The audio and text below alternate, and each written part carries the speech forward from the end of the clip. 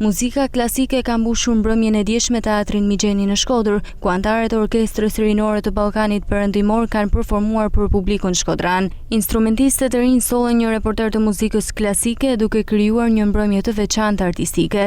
Orkestra Rinore e Ballkanit Perëndimor ka bërë shfaqjen e parë të saj këtu në teatrin Migjeni në Shkodër. Ne kemi patur pjesë mjaft interesante nga kompozitor gjithashtu të njohur, por që mendoj janë prezantuar për herë të parë këtu në Shkodër.